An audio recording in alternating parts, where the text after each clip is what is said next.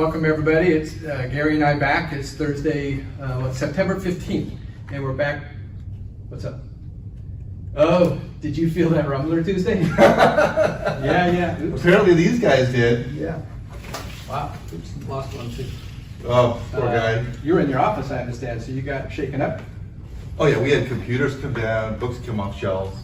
Yeah. It was a bit of a ruckus. It was a good cardiac stress test. And mine also was, but we had things on the floor also. No ST elevation or depression. Yes, and that's the last earthquake for the next 20 years. So we're all set, folks. Hey, we're back with some updates. It'll be a brief video today, but want to just touch on several topics. First, let's start off with COVID, and our first slide shows you the typical slide. And the absolute number, it looks like our percent positive is about 8% now. It continues to decline. I'm not sure the absolute number is as important as the trend. It's a very, very reassuring trend. And I'm curious, Gary, why we haven't seen any new variants? Why do you think that's the case? Yeah, that's a really good question. I think it's because this variant is so contagious. It's got such a high R0 number of 16 to 18, it's hard for another variant to establish that same prevalence. And so it's got its viral fitness is really locked in, and it's become more used to the human host. So I'll show you this next slide. This slide is a slide from the CDC that shows the western part of the US. Each of these columns represent which variant is circulating. And so if you go to the column to the right, which I have in the red, that is the most recent variant. And the teal color, the lower teal part of that bar, is the BA5 variant, and the blue at the top is the BA4 variant. So this is the Omicron subvariants, and that's been circulating for a long time. Yes. When we had the first ancestral strains, the R0 number, or the contagiousness number, was about 1 to 2. Now it's 16. And so it's incredibly contagious virus, and it's going to be hard for a different strain to mutate randomly and develop that kind of viral fitness. That makes sense. So on the booster front, this is relevant for docs because the boosters are coming out. We actually have them now. We have the Pfizer booster, which is good for 12 and up. The Moderna booster is good for 18 and up. And the Novavax booster is it's in front of the FDA right now. And as I say, the movie is coming soon. So this will be the Novavax, a protein subunit vaccine that'll be available for booster for people who can't get the mRNA boosters, and that's the Pfizer Moderna. And you said we have Sutter has stocked the Pfizer. Yeah, we have the Pfizer booster, and we're starting to use it now, so we're good 12 and up. And just to remind people that the boosters are one part an older strain, an ancestral strain, and the second part of the bivalent booster is a BA4, BA5 COVID variant, which I think is going to be the variant that moves into the winter time and probably through next year. And for practical purposes, the studies show that regardless of which shots you've already had, the Pfizer, when you find, you can mix and match. So we should feel comfortable telling all of our patients, just get the Pfizer here, we have it. That's a really good point, absolutely Okay. great. Yeah, you can mix and match the boosters depending on which vaccines you ever got, including the ones from Europe. So the patients have different vaccines. I wanted to mention, I just want to say a little shout out to Sally. Sally asked a good question to me today, and she's with our administrative group at the aviation office. She said, how long will the booster last? We think it's going to be a yearly booster, but we don't know. And so hopefully there's going to be someone in a lab somewhere in a university saying, I want to study this, because we never studied the flu vaccine beyond 30 days to get it FDA approved. But the COVID shots, hopefully someone will say, this is going to be a great PhD doctorate, and I want to see how long the immunity lasts. We're suspecting that it's going to be six months or more. Okay. Well, speaking of flu, it's coming, right? Or is it here? Well, I think it's on the horizon. So Yeah. I want to show you something that was in the news recently. And this is a slide that comes from Jeff Silvers, who does a really great job of following worldwide epidemiology.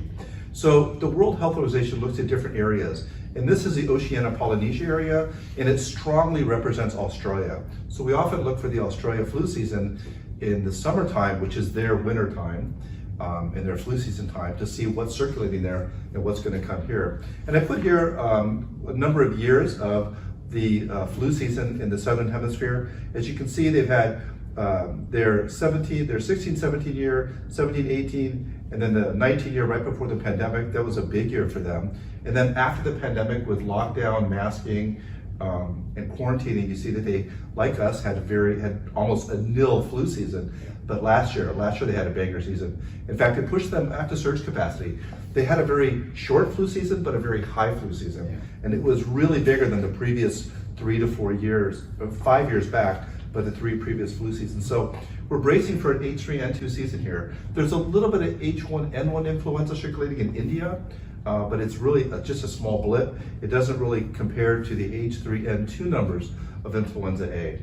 And the good news is this influenza A strain in Australia matches our vaccine this year. So if this virus doesn't drift at all, we should have a good match this year. So 2 things on the forefront: COVID boosters, flu vaccines. I really think that the sweet spot for the flu vaccine is typically October, early November, but who knows this year with when the season's going to start. And it's safe to get the vaccines together. So you can tell your patients you can get a bivalent COVID booster and you can get a flu shot at the same time. Yeah, that's our recommendation. Right. Okay. So the next slide is just to let you know that I think there is a flu season ahead. It looks like stormy clouds, but as usual, you never know if it's going to rain. It's going to be challenging clinically to differentiate COVID from flu in the offices. So. Yeah, that's a good point. The flu would tend to give people fever and rapid onset, but we'll see. Right, so I think, typically you don't get that nasal congestion with the flu like you do with COVID. And so that should help you discern. Before at the very early part, we said, hey, you really get that loss of taste, loss of smell. We're not seeing that very much, as much now with COVID. There's a little bit of that, but it's not as predictive as when we first had the pandemic. The flu hits you like a brick. When people really have the flu, can't get out of bed, especially if you're not vaccinated. So hopefully the abruptness will be the flu, but you're right. We're going to probably have to test for both. We'll be testing. Okay. So let's move on to our friends, monkeypox. So I want to just present some epidemiology on monkeypox. On the left-hand side of this are the cases as of today. Worldwide, outside of Africa, almost 60,000 cases, so 59,000 cases. In the U.S., the CDC reports 22,600 cases confirmed in the U.S. There have been 2 fatalities in the U.S., one in Texas and then a second one in California recently that happened in Los Angeles. Not a lot of information about that case. Were they immunosuppressed? Were they not? We just don't know. California has 4,400 cases confirmed, and now we're leading the country. We're the #1 state. We've surpassed New York right now. And in Sonoma County, 42 cases so far. And then to the right, I just want to show you this graph, and this comes from CDPH. This is a graph of the monkeypox cases, and the orange line is the rolling 7 average. And as you can see, monkeypox cases are on the decline in California as well as in the United States. There's a number of reasons for that. Now, this orange line goes down very quickly, so hopefully there's a gray shaded area to the very right. We don't have all the cases in, so I think it hasn't really dropped to 0, but it's probably dropped significantly. And we know now, from the study of the CDC, that mainly in the gay community, where men who have sex with men, their number of partners is reduced by 48%.